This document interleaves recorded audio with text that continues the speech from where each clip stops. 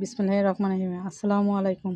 আজকে আপনাদের আমি মুরগির ঠ্যাং, পাখা, এগুলো মাথা এগুলো নিয়ে একসঙ্গে করে রান্না করা দেখাবো।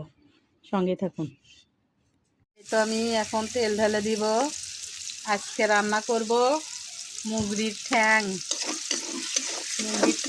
পাখা এগুলো রান্না করব। এগুলো আলাদাভাবে রান্না করি। কেমন করে রান্না করি একটু দেখেন। এই যে সব মশলাপাতি মাংস এখানে গুলে নিছি, ঢেলে দিব। এখন পেস্টটা আর করলাম না, কিসের জন্য? পেস্টটা এমনি গালে যাবে।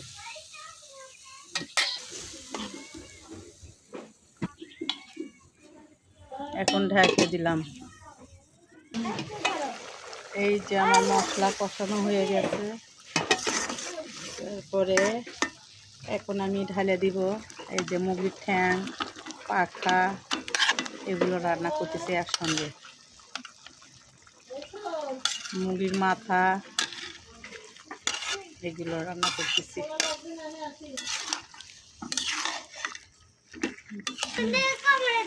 এই তো মুরগির ঠ্যাং, পাখা কষাচ্ছি। কীরকম দেখা যাচ্ছে অবশ্যই কমেন্ট করে জানাবেন। এর মধ্যে আলু দিয়ে দিলাম। আলুটা ছিলে লেনি, আয়ান তো আলু ছাড়া হয় না। মাংস এখন মুরগির মাংস রান্না করেন, যে মাংস রান্না করেন আলু দিতে হয়। সঙ্গেই থাকুন।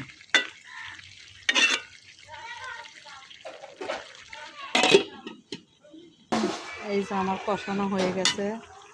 এখন আমি গরম পানি দিব, দিয়ে সিদ্ধ করে নেব।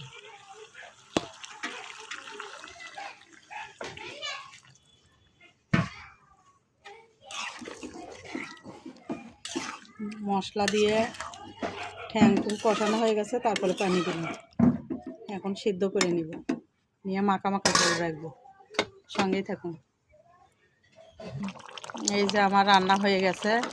একটু ঝোল ছাড়া তো হয় না, আইনবাবু ঝোল ছাড়া কোনো তরকারি খেতে পারে না, ওর ঝোল লাগবে। এই জন্যে মাখা ঝোল রাখলাম। হয়ে গেছে আমার রান্না। এই যে ঢেলে নিলাম পাতিলে।